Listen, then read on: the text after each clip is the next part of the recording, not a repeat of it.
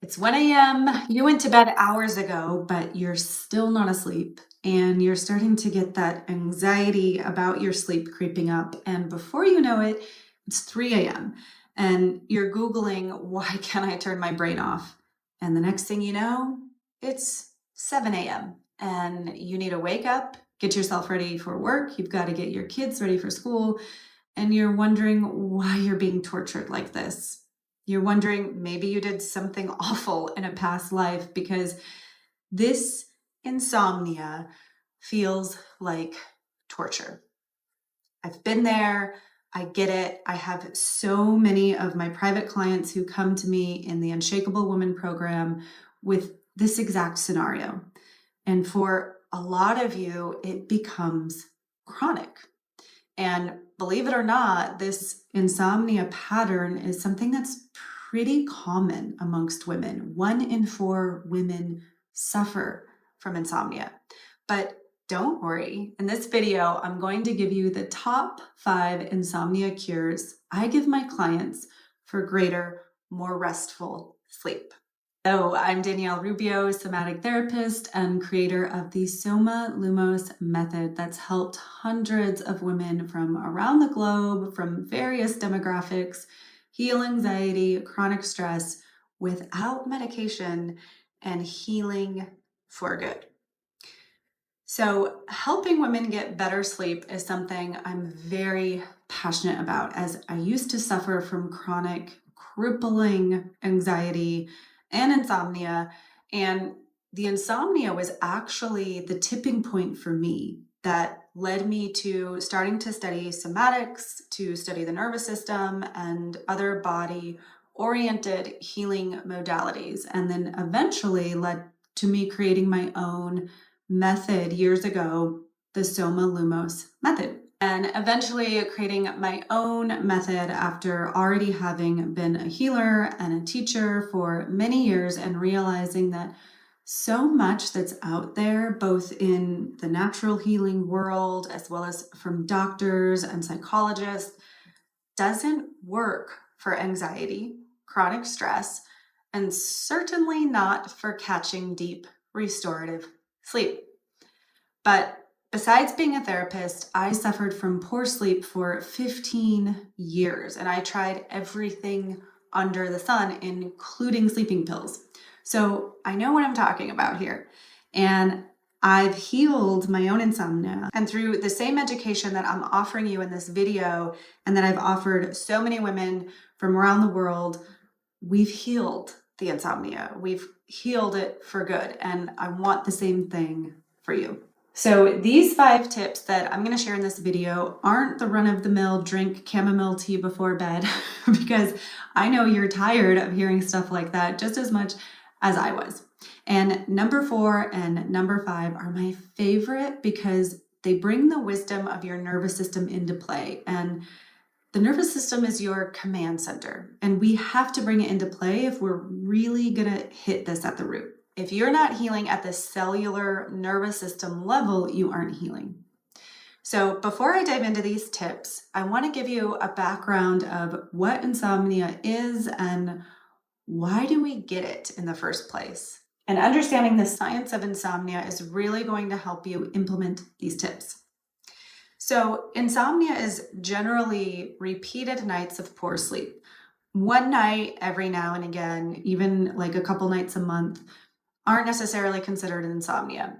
And even though the tips that I'm going to give in this video are going to help you get amazing sleep across the board, they're especially crucial if you have textbook insomnia. So if you're consistently having poor sleep, you're consistently not sleeping very deep when you do sleep, it's taking you more than an hour to fall asleep, or you're waking up even once, but waking up every single night consistently, you're edging your way into insomnia. And most of the women who come to me with sleep as one of their main ailments when they step into my program, they're usually at the point where most nights they're only getting 4-5 hours tops of absolute deep, restful sleep. But it doesn't need to be that extreme to be insomnia. Generally, if there's consistent poor night's sleep, it takes you longer than an hour to get to sleep. You're waking up once every single night, or definitely waking up a couple times during the night. And then when you wake up, you have a difficulty falling back asleep. This is insomnia. And I know that a lot of you watching this are probably saying that this is your norm of sleep. And that's because it's becoming an epidemic. 1 in 4 women suffer from insomnia, and really staggering to me that this is the stats. And we really have to address this, because if you're running on low sleep every single night, this is going to affect everything in your life. And if we've got 1 in 4 women struggling from this, they're all struggling with lashing out at their loved ones, with being short fused, with inability to focus, with inability to stay in a motivated place for work or your passions or what you're trying to create in your life. And then if we're all in this place, or there's a lot of us in this place, imagine how we're like ricocheting our suffering onto the world. So we really need to address this. We don't want to be living in a place of knee-jerk reactions in humanity right now. We don't want to contribute to the already crazy road rage that's already out there. So it's something that the healthcare system really needs to start addressing. And unfortunately, doctors and psychologists, what they're sharing with you around insomnia, around good sleep, is kind of worthless. So I'll be doing a series of videos on sleep because I know how important of a topic it is, and because so much of the education that you're getting out there, even from your own doctor, is not actually going to help you. So let me be the one to give you what needs to happen so that you truly heal this. So here are 5 of the best remedies that I give to my private clients. Number 1 of 5 is to have a regular wake-up time. It matters far, far, far more to have a regular wake-up time in the morning than to have the same bedtime. So this is the best way to work with your circadian rhythms. So trust me on this. Set that alarm for whatever time that you know you need to be up. And I want you to stick to that time no matter what, no matter how much sleep you've got, no matter if you haven't slept in days. I want you to wake up when that alarm goes off at that same time every single morning. Don't hit snooze. Don't linger in your bed. And what usually happens for people who have insomnia or have a lot of trouble sleeping is you're so tired, and when that alarm goes off and it's time for you to actually get up, you're actually starting to crash. And this is where a lot of people then they spend that extra half hour in bed, or they spend that extra 45 minutes in bed, and they're entering into a deeper sleep. So they don't want to get up, and they don't get up. And this kind of starts sabotaging your sleep cycle. So I want you if 7 a.m. is the time you got to be up, I want you to set that alarm, 7 a.m. You're going to wake up, whether it's Saturday morning or Monday morning, every single day. So your rhythm gets used to this, and your body clock gets used to this. And what happens is then the release of the sleep hormones start getting regulated. And this doesn't actually happen if you're going to bed at the same time every night. It happens when you wake up at the same time every morning. So number 2 of 5 is blue light. Blue light is absolutely robbing us of our sleep. The light emitted from your laptop, from your phone, from your iPad is messing with your hormones that you need to be secreting at certain times in your body so that you are tired when it's time to sleep. And studies have shown that even just 30 seconds of glancing at blue light at nighttime is going to add another 40 minutes to your wake cycle. So I want you to get blue light blocking glasses that have at least orange tinted lenses or red tinted lenses. If they're lighter than this, they're not going to really do anything. Red is ideal. Darker, the better. But even with glasses, I want you to stop looking at a screen at least an hour before your bedtime. So if you want to be asleep at 10 p.m., then starting at 8, because you're going to have a ritual, which I'm going to talk about next. Starting at 8, you're turning off the devices. And if you have to look at your phone to say, check a message that's important, then put on those blue light glasses before you look at the phone. And trust me, it's that important that even if you're like, oh, I just have to look at my phone super quick, put on the glasses before you do that. If it's in the evening, if it's getting close to that bedtime, definitely if it's after that cutoff time. Once the sun has set, you're gonna make sure your blue light glasses are on. And to take it even further, especially for those that are really struggling with insomnia, I want you to have your blue light glasses on when the sun goes down and you're awake in general. So even if you're just moseying around the house, you're not looking at your phone, but you've got lights on and you're doing stuff in your house, just make sure you have those blue light blocking glasses on. Or if that feels like a little too extreme, then at the very least, I want you to turn off the lights that are overhead. So all of your ceiling lights, turn those off when dusk hits, and just have your lamps going, or even better, lighting some candles. And that helps to kind of set the mood of it's evening time, it's time to relax. This is a beautiful thing to do anyway for your own bedtime ritual. Just making the lighting very dim when it's nighttime. And if you gotta look at that phone, you gotta look at a device, put on those blue light blocking glasses. If, especially in the middle of the night, you're up for whatever reason and you need to look at your phone because maybe you want to listen to a meditation or something, keep those blue light blocking glasses right by your bed so you easily slip those on before you're looking at that phone. All right, number 3, which I just touched on a bit, is your bedtime ritual. So establish a bedtime ritual, anywhere from 30 minutes to 45 minutes before you want to go to sleep. And you could even stretch it out if you have the time, but I know who I'm talking to here in this video, and we don't have time. So at least a half an hour before you want to go to sleep, I want you to start establishing a very similar routine that you're going to do every single night.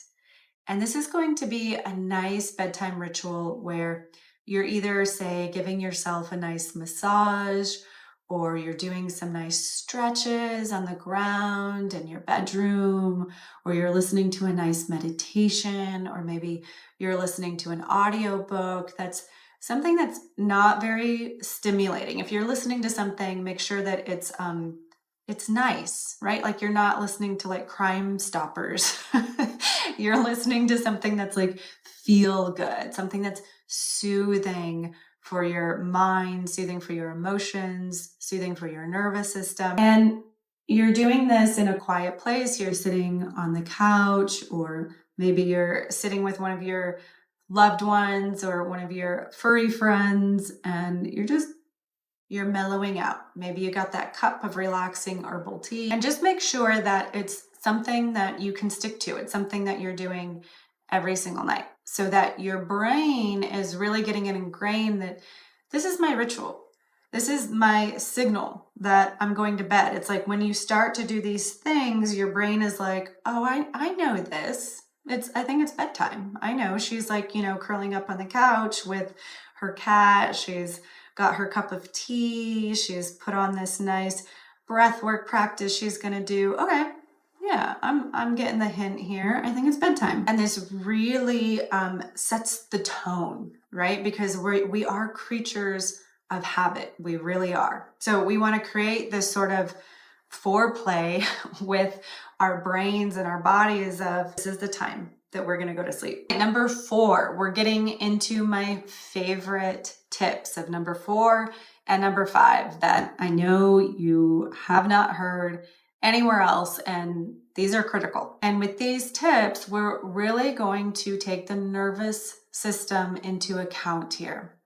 So in another video, I talk about how the nervous system is related to insomnia and how the fight or flight response is related to insomnia, related to anxiety, and your ability to relax. So I have other videos for that, but what I'll say here, this tip number 4 is that your insomnia is very related to your nervous system. If your nervous system is not regulated, one of the symptoms that is likely to arise is poor sleep.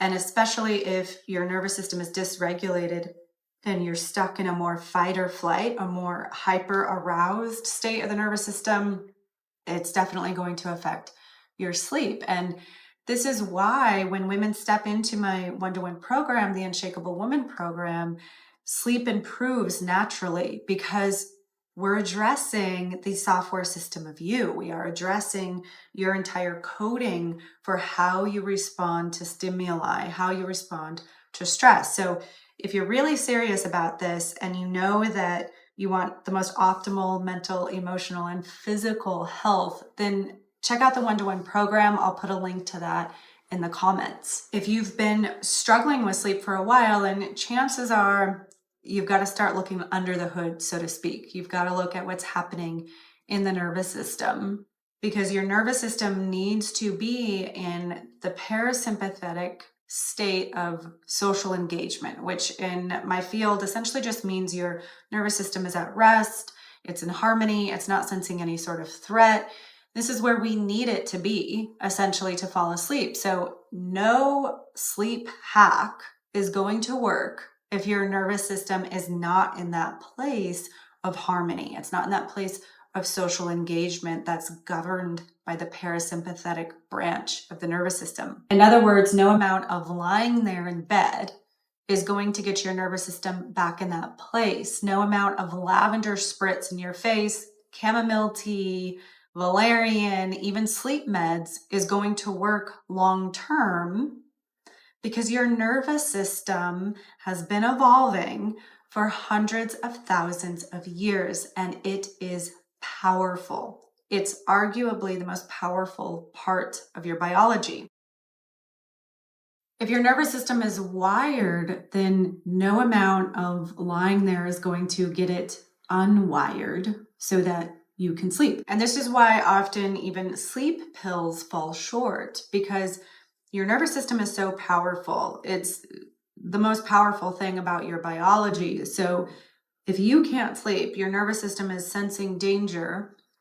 It's going to continuously give that alarm, give that anxiety, give that restlessness in order to keep you alive, because it's sensing there's some sort of threat. So taking the sleeping pills might work temporarily, but you better believe that your nervous system is going to come back even stronger when those pills have worn off, because it's getting the sense that it's like being held down, it's getting tranquilized, and it better rev up even harder to get you out of whatever perceived danger it's sensing. Again, so many other videos about that on my channel, but for now, just stick to the number 4 tip, which is if you can't sleep, get out of bed.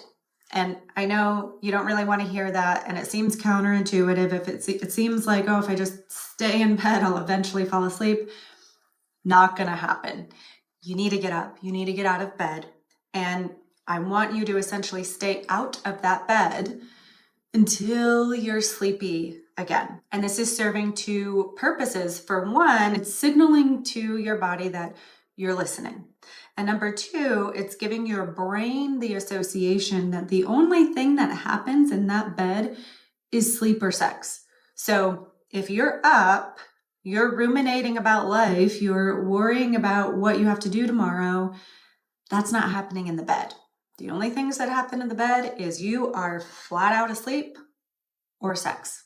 Only 2 options. So what I suggest to my private clients is, have a little corner on the ground in your room, or you're going to grab a pillow, you're going to grab a blanket, and you're just going to go lay down on the floor next to your bed, or you're going to lay in another room that the lights are off and it's quiet, or you're going to go lay on the couch somewhere. You're essentially doing the same exact thing as if you were lying in bed, but you're not in bed. Go get out and go do this kind of restful, trying to relax, but still being awake, do that out of your bed. And I don't want you to get back into that bed until you're sleepy, until you're like nodding off. That's when you're gonna go back into bed. And finally, number 5 plays into number 4. So what else are we doing when we get out of bed? This is important. Number 5 tip, the grand finale to help you catch deep restorative sleep, is if you cannot sleep and you notice there's anxiety or there's this restlessness, like the mind is racing.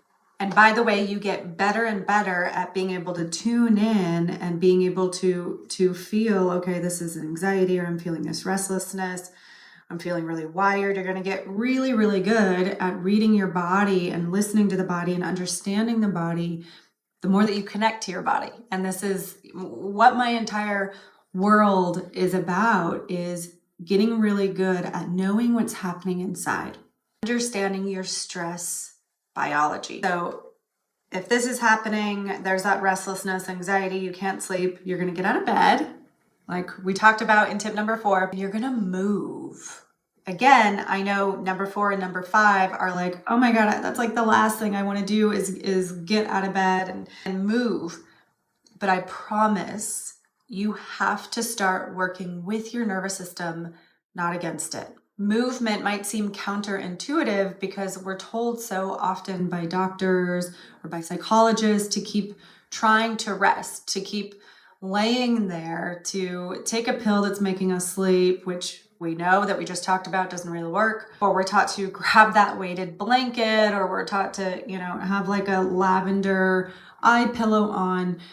These are the worst things that you can do from a nervous system perspective when your nervous system is in a place of fight or flight. And if you have insomnia, you're most likely in fight or flight. And if you're not sure what fight or flight is, stay plugged into my channel. I explain all things nervous system so you really understand all of this. But if you're in that place, no amount of a weighted blanket is going to do anything, because what you're actually doing with that, with the numbing practices of a pill, of a lavender spritz, of a weighted blanket, you're trying to numb the nervous system, and that is never going to work more than very temporarily. Again, your nervous system is the strongest thing about your entire biology. It's been evolving over hundreds of thousands of years to keep you alive. Its sole job is to keep you alive. So nothing you're taking externally is really going to numb it out effectively. And we don't even want to numb the nervous system in the first place. We want to work with the nervous system. If we truly want to heal, if we truly want to thrive in life, we need to work with the nervous system. Throwing band-aids at symptoms is going to keep us suffering. And if by all means, if you just want to keep throwing band-aids and playing whack-a-mole with your symptoms all the time, then be my guest. But you're going to stay in a loop of struggle for the rest of your life. If you want to get to the root, if you want to heal why you're awake at night in the first place, you got to work with the nervous system. So if you cannot sleep, you're going to get out of bed, you're going to bring in movement, because you're giving your nervous system the message that you're listening to the fight or flight response. So if you think about, even if you don't know anything about nervous system science, if you think about the words fight or flight, they're probably not things that you're still for, right? You're not like lying there if you're in flight or if you're in fight. So you want to give your nervous system the opportunity to actually move with flight, move with fight. So very movement-based cues that you're giving to your body. So I want you to literally go walk around the block if it's safe to do so at night. I have 7 acres in the country, so I can just walk on my land. If you don't have that, or it's not safe, then obviously you're going to stay in your house, and maybe you're just going to do some squats. I know this is all sounding counterintuitive, but you got to trust me here. If you're doing your squats, you're activating the quadricep muscles of your legs, which are the main muscles that you use if you are fighting, like physically fighting, or if you are fleeing. And historically, over the hundreds of thousands of years that humans have been evolving, that your nervous system has been evolving, if you were in a fight or you were in a flight, you were running or you were fighting. You were fighting a predator. You were running from a predator. You were not putting a weighted blanket on yourself when you were in fight or flight. So why you're in fight or flight, that's for other videos. That's for my one-to-one work. That's for you to dive into. But trust me, for this tip number 5, you're in a stuck place of the nervous system in fight or flight, and you need to get out of bed. You need to bring in some movement so your body knows, okay, she is fleeing from this threat or fighting from this threat. She's getting herself into safety. So you got to, again, you're working with the nervous system. So for some of my clients, I say, if they have those mini trampolines, you can jump on that mini trampoline, or you're going to do some squats, or if it's safe to go outside and walk around a bit, do that. You're going to get, a good amount of like movement into the body. Maybe you want to kind of do a little bit of organic movement, a little bit of dance. And again, you're doing all of this in the dark. Don't turn on the lights, but you're just kind of giving the body a chance to move. And after that, after say 20 minutes of movement or however long you can do it. And if you naturally feel, and again, you're going to get so good at listening to your body. The more that you dive into this methodology, the more that you dive into a relationship with your nervous system, and you can tune in and you can listen. Okay, does this feel sufficient? Okay, I've moved around for 20 minutes. I walked around my property for 20 minutes. Okay, I feel like that's sufficient. I'm going to go and sit now quietly, or I'm going to rerun through that sleeping routine that I have, provided that it doesn't include like turning on some device to listen to something. Go back through a ritual, or you're just going to, sit quietly again, not in your bed after you've done this movement. And then as you're sitting somewhere quietly, your nervous system got what it needed. Okay. Like it got some movement in, and you're going to sit quietly then and just wait for that sleepiness to set in. And when that sleepiness sets in again, then you climb back in bed. All right, so definitely check out my other videos on sleep and anxiety so you can get those Z's that you deserve and thrive in every area of your mental, physical, emotional, spiritual well-being. Ask me any questions in the comments. I love to answer your questions. And remember that in my world, we get to the root so that we can heal for good.